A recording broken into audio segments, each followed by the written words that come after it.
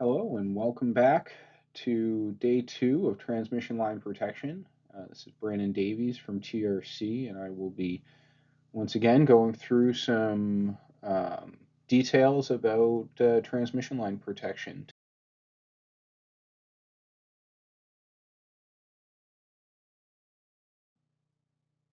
So for today's class, we're going to do a recap of what we went over on day one.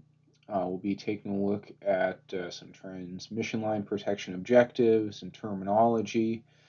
And we're really going to be focusing on distance protection, specifically the step distance protection scheme, which is a very commonly applied protection scheme for transmission lines. So we'll be taking a look at each of the components of that scheme, as well as some of the factors impacting reliability and some other considerations that go into developing a robust step distance protection scheme. So on day one, we covered transmission lines as a part of the power system. We took a look at some of their physical characteristics, as well as how you turn those physical characteristics into electrical characteristics that we can look at and use for determining how the system is going to respond to faults on different parts of the power line um, using a fault simulation software or manual calculations. We took a look at some of the fault considerations for transmission lines. So what causes a fault? What are some of the typical reasons you might have a transmission line fault? As well as types of faults, and then what happens to the system when you have various types of faults in different locations on the transmission line. What's happened to the electrical quantities that we're able to monitor at the relay locations?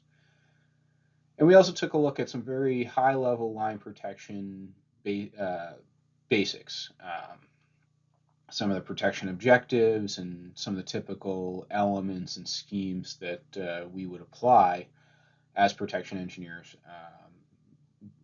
working on a transmission line application.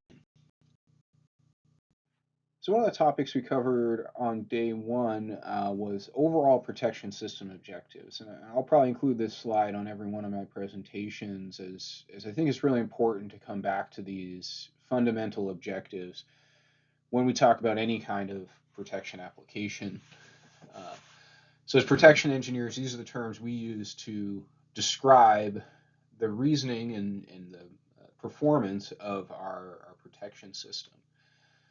So the first objective is reliability, and that's the assurance that the protection scheme will operate correctly. And that's broken into two facets, dependability and security, that somewhat play against each other. So dependability is the degree of certainty that a relay or relay system will operate correctly, whereas the security is the degree of certainty that a relay or relay system will not operate incorrectly. And there's always a trade-off between dependability and security in any protection application, and really finding the right balance between the two for your specific application is one of the challenges that comes with this type of work.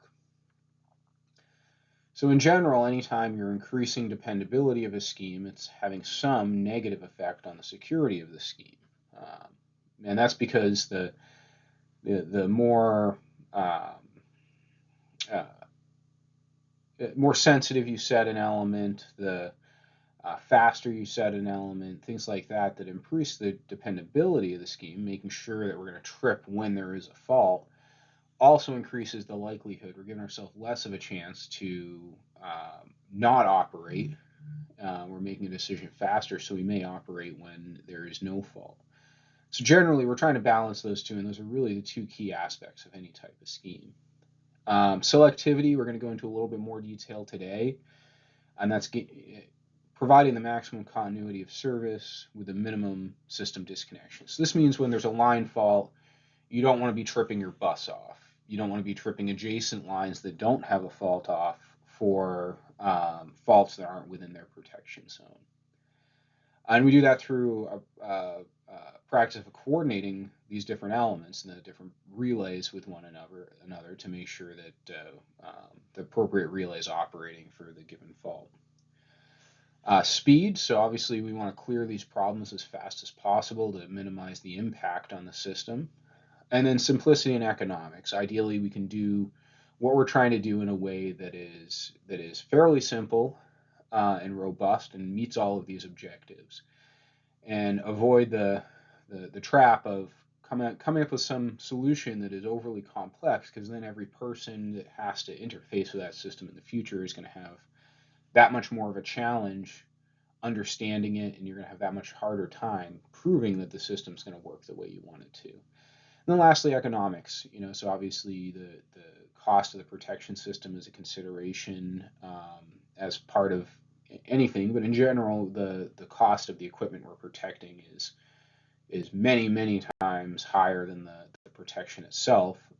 So there is a balance there, but generally when you're at the transmission level voltages, the economics maybe get a little bit easier in justifying a more robust protection scheme. So taking a little bit deeper dive into selectivity, and that's making sure that your protection's operating in a way that minimizes the impact to the system. You're tripping your line off for line fault, not a bus fault or some other fault outside of the protection zone. And that's really achieved in one of two ways, either coordination through sensitivity, and that's selecting protection set points that will only operate for faults on the associated equipment. So you look at faults anywhere outside the zone you're trying to protect, and set your element in a way that it will not operate for those, that the pickup is set in a way that it will not operate for those scenarios. One of the ways we can help with that is applying directionality to the protection.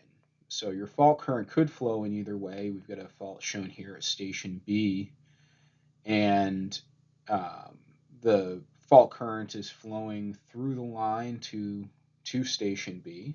But if you had a fault in station A, the fault current would be flowing in the other direction. So one of the approaches we use for coordination through sensitivity is applying directionality. If we say that we're monitoring the voltage and currents, and we understand the current flow is in one direction or the other, either forward or reverse from the relay, and we stop it from operating in one direction, that makes our job a lot easier, because we say we only want the relay that's located at station B, we only want to operate for faults in the direction of the line, in the forward direction in that case. It makes it easier to prevent us from operating for a fault that's behind the relay. So there's a lot of different ways you can go about doing that, but that's one of the commonly applied approaches to using sensitivity to provide coordination and selectivity on transmission lines. The other approach we can take is that we can use a time delay. So obviously setting your relays so that they will not operate for faults outside of your zone of protection, in a lot of cases is going to be really challenging to do that and provide full coverage for any fault on the line, because dependability was one of our other objectives. So what we can do is oftentimes we'll provide multiple elements looking at similar types of faults. We'll set one really fast that's coordinated through sensitivity, so it'll only protect a portion of the line. And then we'll set another one that maybe has a little bit longer reach, and we'll see faults past the end of the line, but we add a time delay to ensure that the other protection on the system associated with that equipment will have time to operate, trip breakers, and clear a fault. So for the example of the fault I've shown here on station B, the relay at station A would have elements that would be able to see that fault, but we'd apply a time delay to allow the bus protection at station B to operate first, which maintains that coordination and will prevent us from tripping the line off. And that can be done with really a couple different approaches. One is using a definite time delay, which is a fixed time to wait. This is pretty typical for step distance schemes that we'll be talking about today. So we may say that, okay, for this overreaching element, the one that's looking and sees the fault at station B, we'll wait like half a second for the protection at station B to operate. And if it operates and operates correctly, we will the fault current will go away, the timer won't time out, and we won't trip the line off. The other type of time delay that we often see used is an inverse time delay. So this is a time over current characteristic that for higher currents will operate faster, and for lower currents will operate slower. And you can adjust the timing of that with various settings and time dials and pickups and things like that. But in general, it works pretty well because, as we discussed in the last class, for a fault close in on the transmission line, you've got less line impedance between the system equivalent and the fault. So you're going to have generally higher currents close in on the line. And as you move further to the end of the line or even beyond the line, the fault current seen by that relay is going to reduce. So as it goes down, the relay is going to operate slower, which provides more time for other protection, the bus protection or adjacent line protection, to operate to clear the fault. So that's a little bit more complicated way of approaching the coordination problem, but it's a pretty commonly used approach. So a couple other terms that I'll be using as we're talking about line protection, I've got listed here. So generally when we're talking about transmission line protection, or really a lot of different types of protection, we'll use similar terminology. The first one's an overreaching element. So that's a line protection element set to operate for faults past the remote terminal of the line. So a overreaching element would reach past the end of the line and into the system beyond it. So for an element like that, where it will see faults on the remote buses or adjacent lines, that's where we typically expect to see a time delay or some other means of securing that overreaching element to maintain coordination and selectivity. The other type of element that we'll talk about is underreaching elements. Now these are the elements that are coordinated by sensitivity. So we select the set point of this element in a way that it'll only operate for a portion of the line, and we check to make sure that it will not reach past the end of the line. So just by that one setting, we know it's not going to operate for faults on other parts of the system. So therefore, we don't have to provide a time delay on that element. So it's usually a case where we're providing a mix of both underreaching and overreaching elements. The underreaching elements, where we can set them without a delay, provides the speed we want to get for clearing line faults, and maintain selectivity through sensitivity coordination. And then the overreaching element covers the rest of the line, the portion of the line that the underreaching element wouldn't, and is coordinated with a time delay to ensure selectivity. The other terms we'll use is forward and reverse. So when we're talking about line protection, this does work for some other types of protection. A forward-reaching element is generally one that is looking onto the protected equipment. So in this case, we're looking onto the protected transmission line. And I've shown on the figure below what forward would mean for each of those relays. So the relay at station A, forward is looking onto the transmission line in one direction. Station B, what that relay considers forward, also on the transmission line, but the actual current flow is reverse. They're opposite of one another. And then a reverse element is an element that's set to operate for faults towards the bus or the system. So that's faults behind the relay, outside of the protected zone, outside of the protection that we're trying to apply. On that figure, you can see I've got a dashed line there that kind of shows the cutoff between that.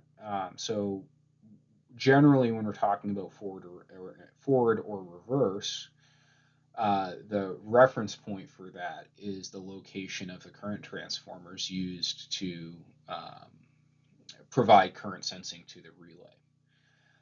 Whenever we're talking about forward and reverse or any kind of directional, in addition to those currents, we also need a reference, something that we can compare those currents against to be able to say which direction the currents are flowing in, and that's called our polarizing quantity. And in most modern relays, we are using voltage transformers, like what I've got shown there, connected to the line side of the breaker at each terminal. And that would be what we'd be comparing the angle of the currents to the angle of the voltages, and with that information, through some algorithms in the relay, we can determine if the fault or the current that we're measuring is either forward or reverse from the perspective of that relay based on a CT location. So we'll take a look in a little bit more detail about distance protection in general. So as you've probably some of the other presenters have probably shared, one of the shorthand ways we use to describe our relays and protection schemes is with the IEEE function numbers. Distance protection is function number 21. So you may see something like a 21A or 21P or 21LA or something like that referred to on drawings. And that shorthand would be a way of communicating the fact that that relay is applying a distance-based scheme.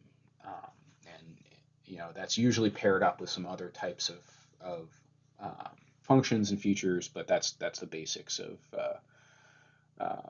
just giving it as a protection engineer an idea of what's going on in the relay.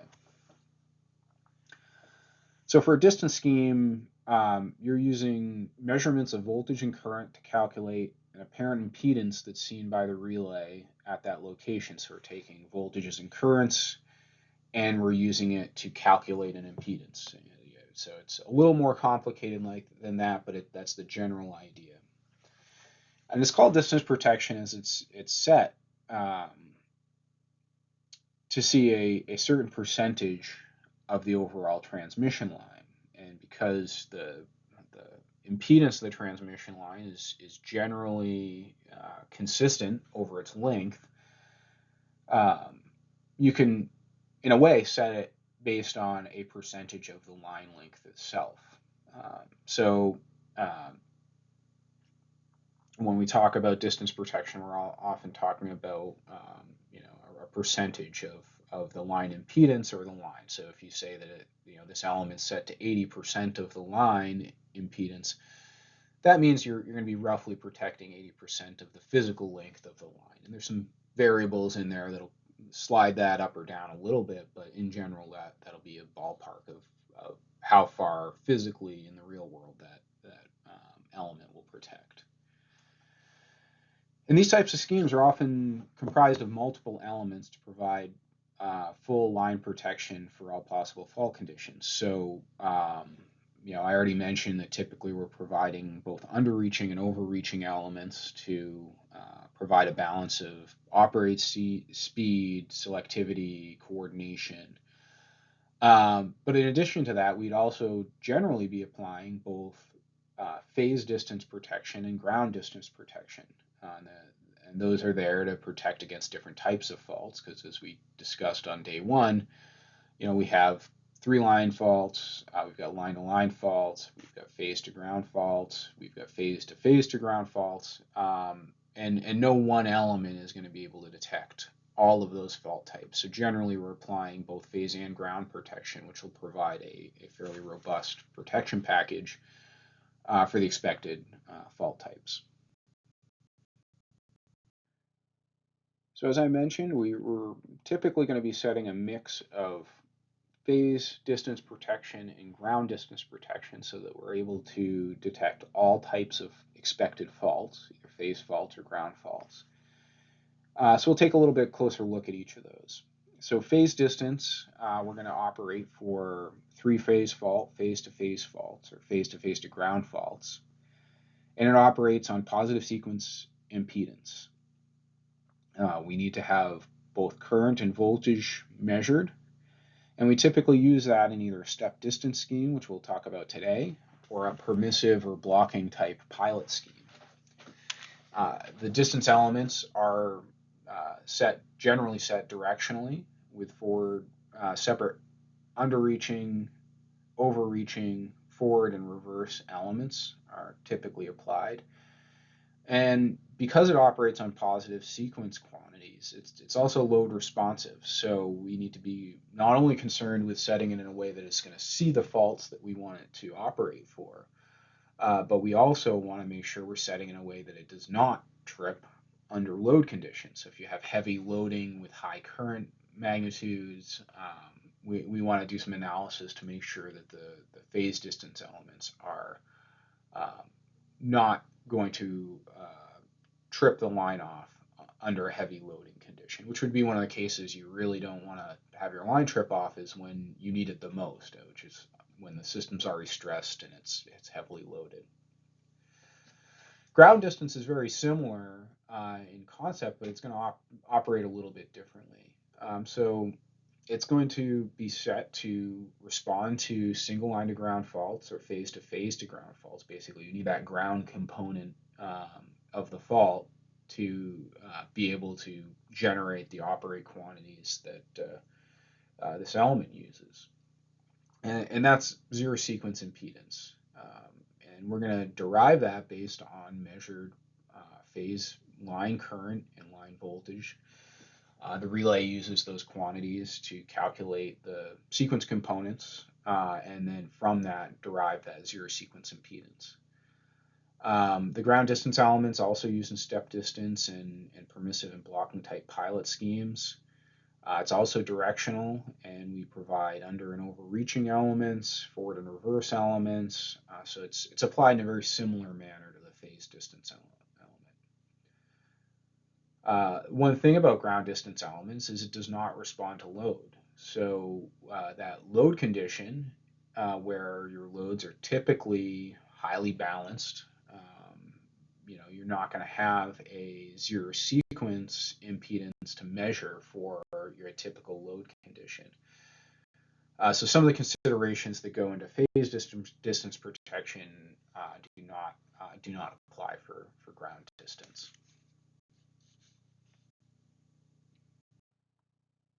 So one of the reasons that distance protection is commonly applied for transmission lines is that impedance is, a really helpful operate quantity. Not only are you looking at the impedance magnitude, but you also can look at the angle. And your transmission line has an impedance associated with it. So that's where you're able to set the relay to respond for a certain amount of percentage of that line impedance, and really have a pretty good idea of where the element is going to stop operating. It's independent from a lot of the changes to source strength that we talked about, where your currents may get lower for faults further down the line. Your voltage also changes, and really what you end up measuring is the impedance. So if the system strength changes and gets stronger or weaker, your line impedance is really not going to change drastically. So the element will have a very similar response regardless of what that system strength looks like.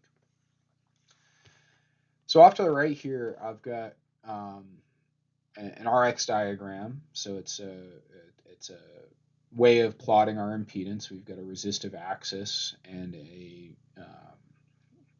reactive axis. And from that, we can plot a bunch of different impedances on here. So I've got some of them called out here.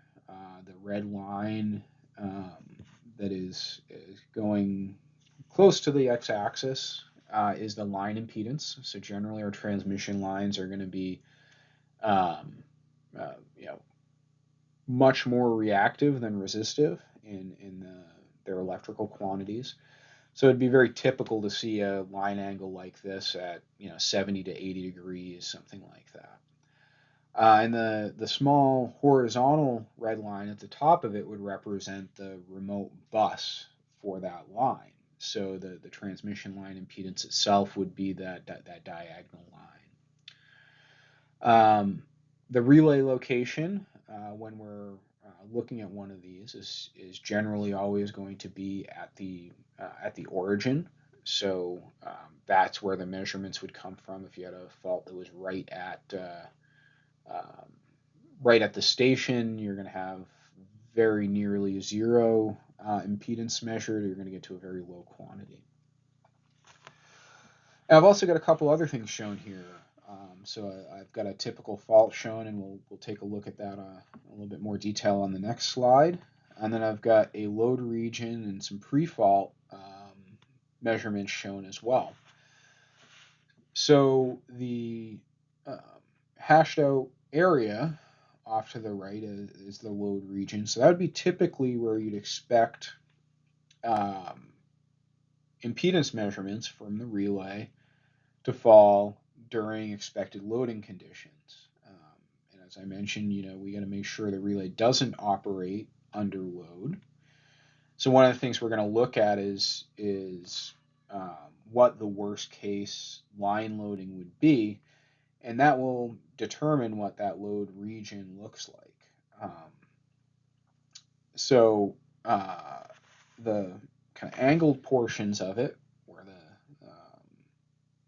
where the lines stop at the diagonal, those represent a typical load factor. So this would be a power factor of plus or minus about 0.9.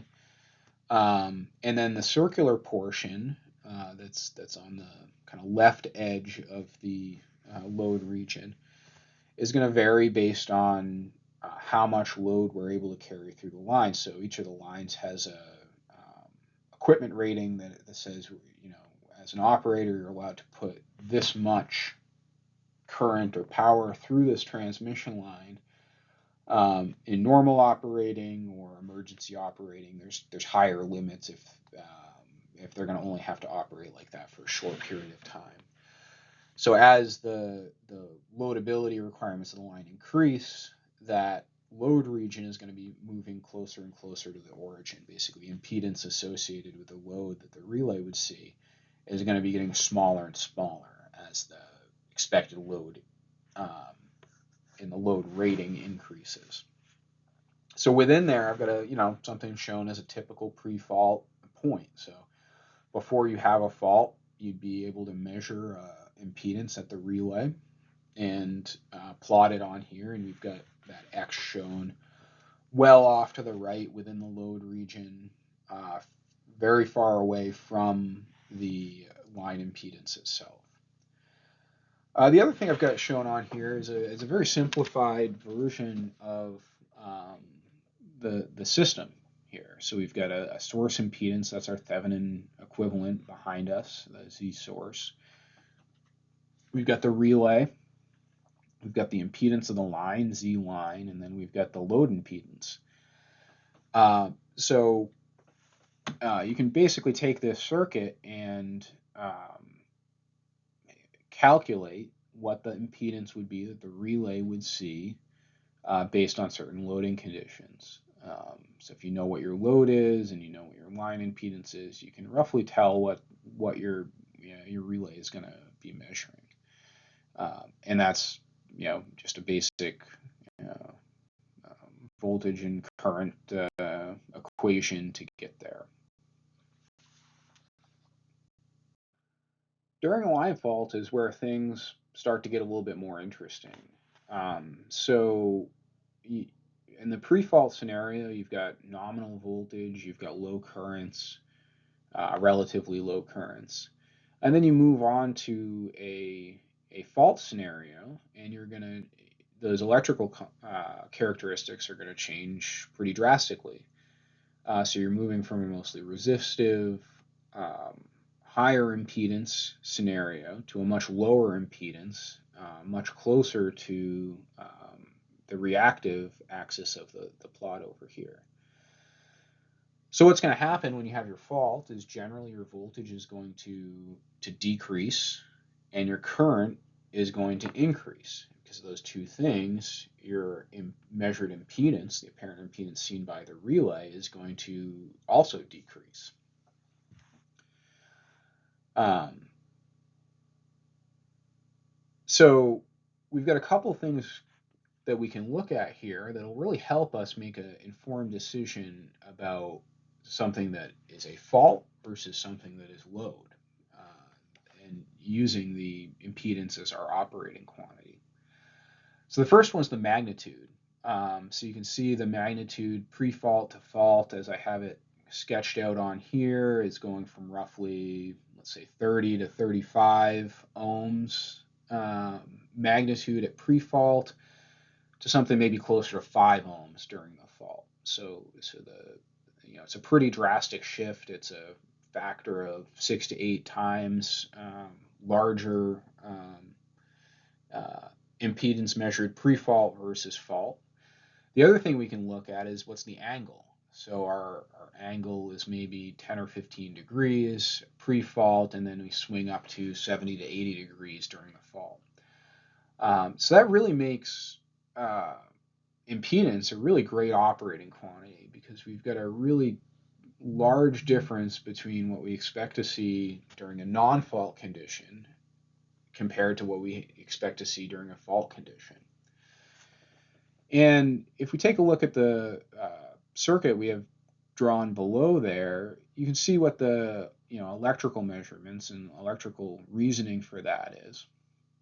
And that's that, basically when we apply our fault, uh, the um, the current that the relay sees is now not a function of both the source, the line, and the load impedance, but is really just the source impedance and a portion of the line impedance. So I've got the fault shown on there at about 50% of the line. So between the relay and the fault, there'd really only be about 50% of the line's impedance.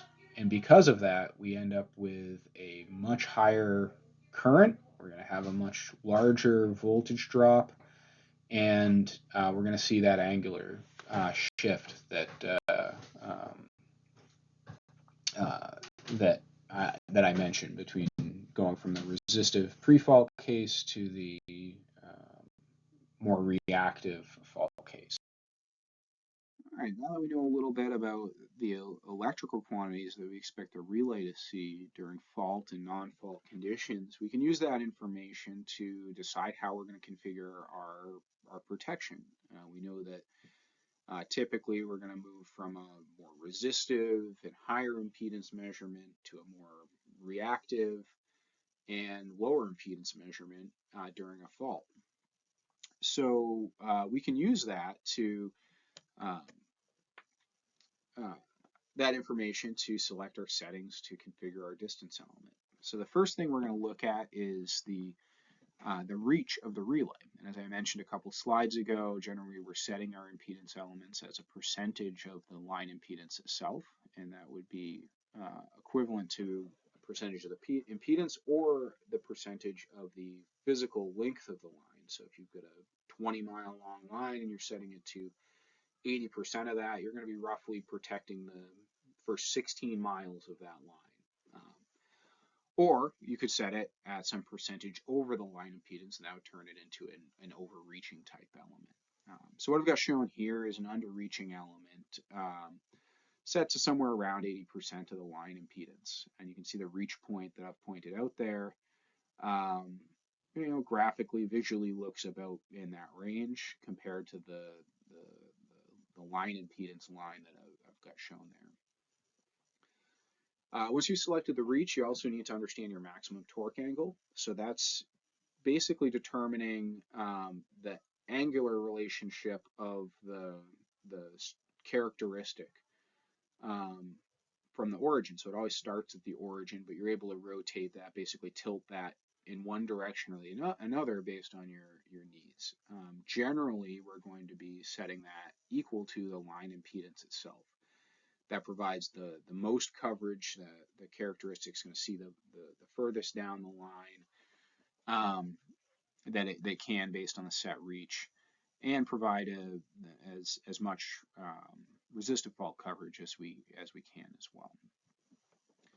We're going to configure this element to either be a forward or a reverse element. So the forward element is what I have shown here, and you can see that's operating for faults on the line. But you could also set it to be a reverse looking element to maybe do a blocking scheme where you're going to prevent the relay from operating for a fault that's behind it. And basically what that would look like is if you took this circular characteristic and then mirrored it back over to the other side of the resistive axis there, that would be what your reverse element would look like. You're also going to define a shape. So what I've got shown here is that this circular shape is a Mo characteristic. The Mo characteristic is probably the most commonly used distance element type, and we see it used pretty consistently by most utilities. We do have a couple other options that are available in some relays. The first is a quadrilateral element. So basically, instead of a circular characteristic, you'd have a rectangle, and instead of just having a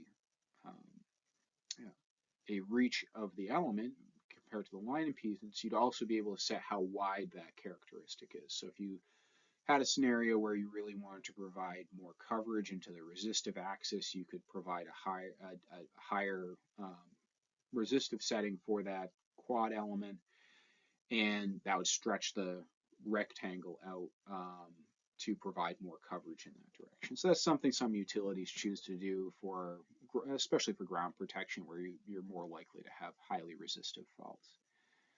The last shape that I've seen applied is a lens characteristic. So a lens characteristic is basically if you took this circle here and then kind of squished it in on either side of the line impedance, kind of makes a football shape. So you'd maintain that same reach magnitude as a percentage of the line, but you'd be pushing in the sides to basically reduce that resistive component. You might do that in a case where you have high loading or some other scenario where you want to block the element from operating within something that it would otherwise have with the full circular element there, the Mo characteristic.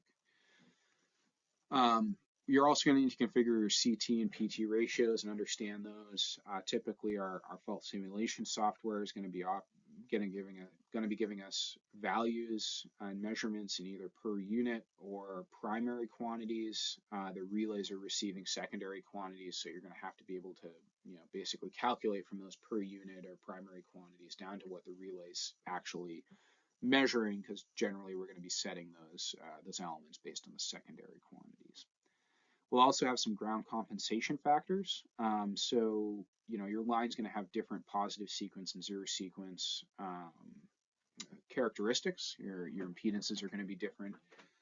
So the ground compensation factors are there to allow the settings engineer to set the same impedance reach for phase and ground. Basically, you set the phase, and the ground compensation factors adjust the magnitude and angle of that phase setting to let the relay know what it really needs to operate on in the zero sequence measurements. And lastly, we've got logic. So, as I mentioned, we're going to have a mix of phase and ground elements. We're going to have over and under reaching elements. We may be applying some other schemes. And we'll use the logic to tie those all together so that when we trip the breaker, we can trip it for any of the protective elements we've applied. So now we've talked about an individual element, we can talk a little bit more about the types of schemes we'd apply. And the first scheme, the one we're going to cover today, is a step distance protection scheme.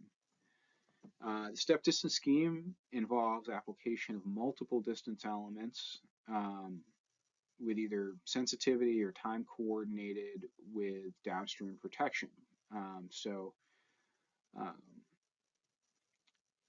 I've got a figure over here to the right, and you can see we've got multiple things listed as zones, showing roughly how far the protection um, would reach into the system. In the step distance scheme, we typically define those zones in a fairly consistent way that we talk about zone 1, 2, or 3, with zone 1 being an instantaneous operating underreaching element. Again, we're using sensitivity coordination here, that we're selecting the element in a way that we know it's not going to operate past the end of the bus. And that allows us to make it trip instantaneously. So we get that speed we're looking for out of one of those main protection system objectives. Zone 2 is a time delayed overreaching element. So as you can kind of see graphically from this figure, our zone 1 is only going to protect a portion of our line, maybe 80 to 90%. Well, what are we going to do with that last 10 to 20% of the line? We still have to be able to operate for faults on that portion of the line, and we have to trip to clear those faults. But we can't set an element at exactly 100% of the line and expect that it's going to operate reliably, because there's going to be measurement errors, there's going to be small differences in how we've calculated the line impedance versus the real world. There may be some mutual coupling impacts. There may be some other stuff that make it impractical to set an element that will reliably operate for 100% of the line and not operate for something outside the line. So we're going to handle that with zone 2 by providing a time delay. Basically, we'll set the zone 2 element to overreach the remote bus and look a little ways into the next lines. But we're going to slow it down in a way that the line protection off of those other adjacent lines, or the bus protection protecting the remote station, will have time to operate before that element times out. And that provides that coordination and selectivity through the time delay.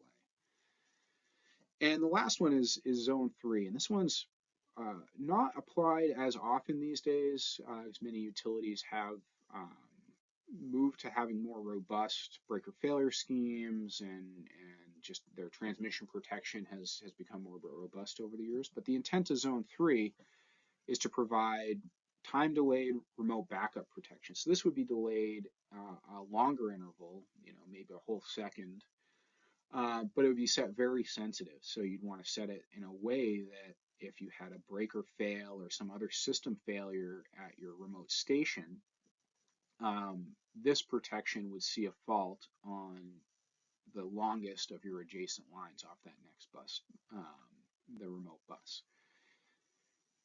And that makes it so that if you did have a failure like that, you're still going to have some part of your system that's going to trip off and allow that fault to clear. Now, as utilities have moved to applying things like breaker failure and redundancy within their transmission protection systems, we're seeing less and less utilities applying that zone 3 backup element. And again, that comes back to those protection objectives, that as you're setting something very sensitive, it's going to see faults very far into the system. And if you have some major event going on that's really stressing your system, having something set that sensitive is going to increase your chance of misoperating and impacting the security of your system. And when you're in one of those scenarios, the last thing you want is to be tripping more of your system off than you don't, if your system's already overstressed in its current conditions. So utilities have really moved away from that to maybe more complex, more expensive schemes, but they really improve the overall reliability and prevent the possibility of cascading failures. So our zone 1 instantaneous underreaching element is set to trip the local breakers without any intentional delay. We only trip a local breaker with this scheme because we're assuming we don't have any communications path between one station and the other. We'll talk about pilot schemes which would incorporate that type of functionality in one of the later classes. With this type of scheme, you would have another distance relay at the remote terminal looking back into the line that would operate for faults independently from this scheme. It's just not shown on the picture to promote some simplicity in what we're showing here. So you set it to underreach the remote terminal to provide coordination with instantaneous protection at the remote station, so that remote bus protection or protection on the adjacent lines. So we've got to set it in a way that it's going to operate um, only for in-section faults, because if that element overreaches the remote end, you could potentially trip the line out when you don't actually have to. So generally, we'll do that, setting it something in the range of 70 to 90% of the line impedance associated with a protected line. Though you might need to adjust this if you've got larger sources of error due to other factors. You know, it could be a very short line, it could be a line that has a very weak system behind it. There's some other reasons you may consider uh, applying a shorter zone one. In the case of very short lines, electrically short lines, you may disable that protection altogether. You might say if it's a extremely short line that there's no sense in applying that zone one element, because it would protect such a short amount of the transmission line. You might only apply zone two as part of the step distance scheme. So the zone two element is our time delayed overreaching element. It's set to overreach the remote terminal to ensure the 100% coverage of the line. But with that, it's also going to overreach into other parts of the system as well. And we're typically setting this somewhere between 120 and 150% of the line impedance. And if we've got infeed, so basically we've got another source coming in on the line, either if it's a multi-terminal line or there's a transformer or generator tapped in the middle of the line, we need to consider that as well, because that's going to impact the impedance that we measure for those remote cases. And we really want to make sure this, the main function of this is to provide protection for that last, 10 to 20 to 30% of the line that's not covered by the zone one. So we want to make sure for any scenario that's expected, we're providing that coverage. And because we know it's going to overreach the remote protection, we're going to provide a time delay. And this is typically 18 to 30 cycles. That gives the remote protection a time to detect the fault, issue a trip command, and close its contacts to trip the breaker, for the breaker contacts to open, potentially enough time for a breaker failure scheme to operate to provide appropriate clearing if one of the breakers had failed to operate. And that time delay is something that just has to be analyzed and considered. If you've got a very fast critical clearing time or something, maybe you'd need to provide a more complex scheme that could provide a little bit faster protection. One of the other things we've got to look at with this is, we've got other line protection that this is going to overreach as well. So we need to make sure that this element, this zone two element, isn't going to overreach into another zone two element with the same timing. You're going to have that same scenario where if the two schemes are timing and have both of them say have a 30 cycle delay, they could both time out and you could trip out multiple lines for something you only had to trip one off for. So that's something that we need to do some analysis on when we set this to make sure we're not tripping more than we have to for that case. Three that we talked about a little bit about already, and it's really there for the remote backup. And you're going to want to set that at the higher than the largest apparent impedance for any line end fault off the remote bus. So generally, this is going to be protecting for those breaker failure scenarios or battery failures or other major system failures at the remote station. and would only be applied if there's not already another scheme that would handle that, either through redundancy or dedicated breaker failure protection.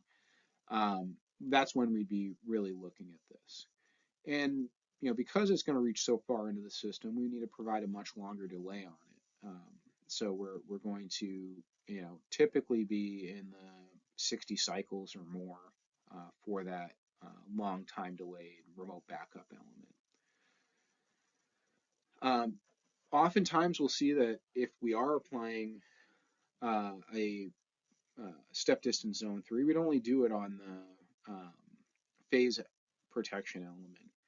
Because oftentimes we'll have a ground time over current element, a directional ground time over current element also applied within the relay that provides that same level of sensitivity and remote backup protection for ground faults. And as I mentioned, a lot of utilities are moving away from this. We can engineer around it by providing a more robust protection package, and but we still want to look at it and make sure we understand it. So when you're applying that protection, you can understand if there's a reason to or not. Some of those reasons may be that if the remote station only has a single battery system, that'd be a case if you had a failure of the battery system that runs the relays and trip circuits for the breakers, things like that. That could prevent any protection from operating at that site. If it does not have a transfer trip for breaker failure, you may be in a case where you need to trip this terminal for a breaker failure event, and that could be another reason to do it. Or if it doesn't have redundant protection systems, if you've only got a single relay protecting one of your remote transmission lines, that could be a good justification for providing this in the case that relay fails, or some of the instrument transformers or other components related to that one relay aren't working as they should. But generally, we try to avoid this. Zone 3, time delayed zone 3 operation was one of the major contributing factors to the one of the blackouts 20 years ago or so. And from that lesson learned, that's one of the reasons utilities have started moving away from that type of scheme and putting some more advanced stuff, because you do reach really far into the system, and that added sensitivity does end up impacting your security of the element. On this slide, I've got a graphical representation of a step distance scheme plotted with Mo characteristics on that same RX plane that we were looking at earlier in the class. So you can see we've got the line impedance there shown in the lower portion of the line of the graph. Our zone 1 element, you can see it crosses that line impedance at about maybe 80% of the impedance shown. And any faults within that circle, it would operate instantaneously. But you can see that if you had a fault at the remote bus, which is just about where that arrow is pointing, that's from the word line impedance, you're not going to operate for that because the zone 1 is smaller than that, and that impedance would plot outside of the circle. That fault would be detected by your zone 2 element, though. So you can see from this graphical representation that you are going to operate for that remote bus fault or faults slightly past that as set. And then lastly, we've got the zone 3. So I've plotted with a square there the apparent impedance that the relay would see for a bus fault at the end of one of the remote lines. So this would be the longest remote line off that remote bus. And we've set our zone 3 at some factor above that, maybe 5 to 10% above the measured impedance we'd expect to see for that worst case scenario. But you can see that the zone 3 is a very large characteristic. It's looking very far into the system. In some cases, this may be looking 2 or 3 lines past the line of interest, which is why the sensitivity really can have that negative impact onto the overall security of the protection system. Another way we can graphically show our step distance scheme is through a time distance diagram. So what we've got here plotted is the vertical axis here is the time delay associated with the relay clearing, and in here we're plotting 2 different relays. We're plotting the relay at station 1. That would be protecting the line between station 1 and station 2. And then we're also plotting in blue a line relay for the line between station 2 and station 3 that would be located at station 2. And this can help kind of visualize that time coordination a little bit,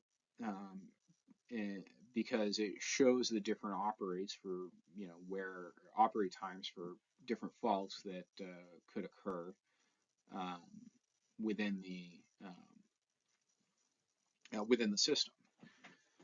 So on the bottom, you can also see a simplified one line of the stations. So we've got station 1, and that's our relay location for the relay shown in red.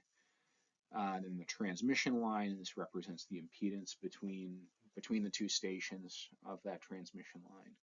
And then at station 2, that's where that blue line starts, and that goes over through a tap bus shown here over to station 3. So what you can see from this type of diagram is that for faults over the first portion of the line, the line protected coming out of station 1, you're operating in 0 seconds. So you have no intentional time delay added to your scheme. You're going to operate very fast. At the end of the zone 1 reach, which is the first corner of that kind of staircase characteristic in red, you bump up to about 0.3 seconds, which is the 18 cycle time delay we've provided for our zone 2 element. And as you move that to the left, you can see how that's coordinated with the relay in blue, because for a fault, just on the first portion of the line protected by the blue relay, you can see that the station 2 relay is operating in 0 seconds. And even though the station 1 relay will see the fault, it's waiting to trip that fault to give the relay at station 2, the one shown in blue, a chance to operate to clear it before that happens. And that same thing holds true here as we move down the line. You can see that eventually our station 1 relay in red, the zone 2 element stops operating, and the zone 3 element operating in about 1 second takes over. So you're no longer going to clear within that zone 2 timing. Now you're going to operate on the zone 3. And that provides a coordination with the remote zone 2, because you can see the same thing on the blue characteristic. When the zone 1 stops, it steps up to the zone 2 timing. But we still have a good window of time in between the station 2 relay zone 2 and the station 1 relay zone 3. So we're able to maintain coordination and graphically show that coordination with this type of plot. So you can also take a look at this same time distance diagram, but just look at a single line and look at how the protection operates from both ends. So what I've got plotted here is a time distance diagram for the transmission line we're protecting. The top section of it shows the relay at station 1 and its operate time for various points of the line. And the bottom portion in blue shows the relay at station 2 for the same stuff. So For a large portion of the line, the middle 60% roughly of the line, you can see that it's operating instantaneously from both terminals just using the step distance scheme. And then for the faults closer in on either end, it operates at a time delayed zone 2 clearing from the remote terminal. So, with this type of scheme, you're really able to get pretty good operation, high-speed operation for a portion of the line, but you're still not able to operate instantaneously or at a higher speed for faults near either terminal, based on the need for that zone 2 delay for your overreaching elements. So this is something that may be acceptable for many types of transmission lines, but there may be cases where you need high-speed clearing for the whole length of the line, and that's where some more advanced complex schemes we'll talk about next class or the class after come in, where we're applying communications based schemes that allow us to provide high-speed clearing for fault anywhere on the line.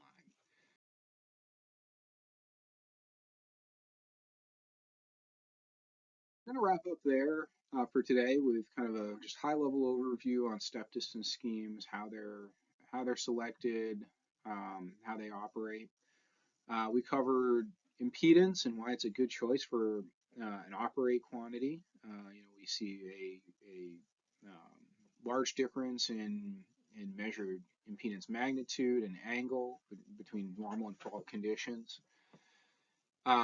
We took a look at step distance schemes and showed how we can use independent relays at either terminal of the line to provide full coverage of the overall line for various types of faults, implementing a mix of instantaneous and time-delayed phase and ground elements. We did see from our timing diagrams and discussions that that type of scheme, not all faults are cleared instantaneously, as we got to use a time coordination approach to maintain selectivity and coordination with adjacent protection systems on our overreaching distance zones. So I'm going to leave it like that for today. In our next class, we will go over some of the other considerations for distance protection and step distance protection applications, some of the other system things that can impact how that operates. And we will also take a run through an example step distance calculation for a typical transmission line scheme. So we'll call it a day with that, and I appreciate everybody listening, and look forward to presenting again in a couple of days. Thank you.